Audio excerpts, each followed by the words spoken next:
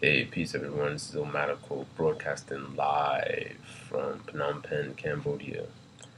So I wanted to follow up on a video I made a day or two ago in reference to Asia, and I wanted to specifically focus on people who consider themselves black. If you're African, African American, Afro-Latino, Caribbean, and you're considering moving to Asia, and many people decide they want to teach English. As I mentioned before in previous videos, do not expect things you cannot.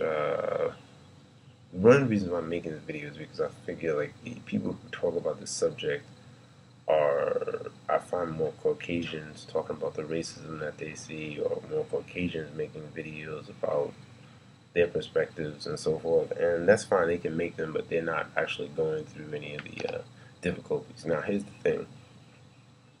You will have more difficulties, but it is possible to find employment, whether it be in China or, Cambodia or, anywhere you want to go, or Taiwan, if you decide to go down that route and teach English. Now, does this mean that, what does it mean? Okay, basically, so Caucasian people here, they really can get a employment without any effort. I mean, you have to understand, and it isn't because, here's the thing, it isn't because of anything that they have done. And you have to understand this. It's not because that they came out here and set up shop. You have to understand that Asian people have several layers of ignorance. And I'll explain why. And if you're looking at a place like Cambodia, you have to look, and this is important why you have to look, study briefly. You don't have to spend, several months, but you should spend at least a week or two reading a book or something about the history of whatever country you're going to, so you can understand the mentality of the people. Asian people, specifically in Cambodia, their culture is specifically unique because ironically, the Aboriginal people who built the temples in Angkor Wat, they're all gone. The original people would say who would be considered black Cambodians, the remnants of them are almost gone. You have to understand, Chinese came to Cambodia in 700 something, and the Indians came after.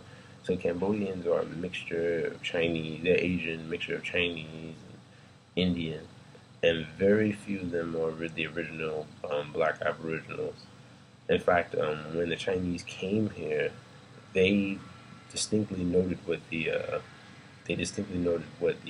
original Khmer looked like, the original temple makers looked like.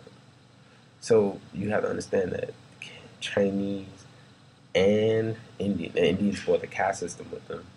So then they brought from where they have disdain for dark skin, and Chinese were already here. So you have several layers of ignorance and indifference. I mean, these people have indifference to the sun.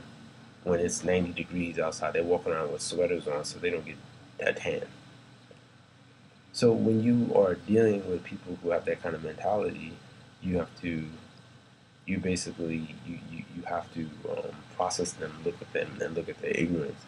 And it doesn't mean that I'm saying ignorance not in a derogatory way, but when you're doing something like that and you're hiding from the sun or you're putting on skin whitening cream, you really have to, it's almost like, you definitely have to look at it as some type of ignorance and self-hatred. So that having been said, when you start understanding the people a bit more, then you can start navigating your journey. Now, does this mean that you can't travel?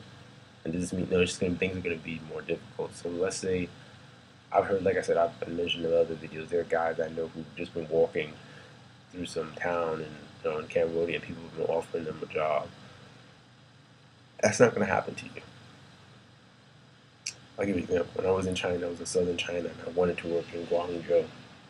Guangzhou is a really nice city in southern China, and also there's a huge African presence there. But I wanted to work there, and a teacher I had been working with in another province, he said, look, he was from Ghana, and he told me, look, you're not going to be able to work there because of the color of your skin, even though you're American. And so, I don't like to listen to other people. I kept trying. I kept applying for different positions, and I finally got a university that made me an offer. I had several other recruiters try to contact me and stuff, but I think also with me the issue was time. I wasn't willing to work a certain schedule. So in any event, this recruiter, I finally got a position offered, but it took me more. It took me, I don't know, I probably sent maybe 50 resumes. That's very time consuming, doing research and so forth. So it took several months for me to get something like an offer. Whereas, the average Caucasian person who speaks, English as a second language will be able to go and get employment. So seeing that kind of stuff is frustrating for you, and it will be, and it can break you if you're not strong. So the thing is, I've mentioned this before. When you are out in Asia, like I don't give a fuck about what other people are doing. I go for my road work. I go run in the sun. I like the sun. I don't give a fuck about what they're doing. You have to find ways to love yourself. And in terms of changing, you have to understand that the visual reference that a lot of Asians have. In China, they love basketball. So the visual reference that they have for many, men who are African descent, or whether they're Africans, the first thing they see is basketball player. Now, this doesn't mean that they want you to go and teach basketball, but basically there's some attraction there because these men are very popular in their country. Whereas if you go to another country, they don't have a visual representation for you. They're not going to understand how to process you. And so, like I said, you're dealing with, especially with a country like Cambodia, you're dealing with several layers of ignorance. All right. So does this mean you can't travel? No. The only place that I have heard, I will share this with you before I close out this video. I ran into a brother in Beijing, and he had taught for 14 years. He was an American brother, and I met him on the street. He's a brother from the States, and I was walking in the street, and we bumped into each other, and he told me he'd been teaching for 14 years, and he talked about the difficulties he experienced. He said the only place that he had taught that he felt really comfortable was Japan. All right. And I don't know how much longer that's gonna last. And there's a website you might want to check out called Black Tokyo. I think there's a brother even has there's one guy named GP. He has a lot of videos. His name is Ralph, and he's actually very cool. You can reach out to him. I know one guy who actually met up with him. His name is GP, and he has several videos about Japan and brothers coming out of Japan.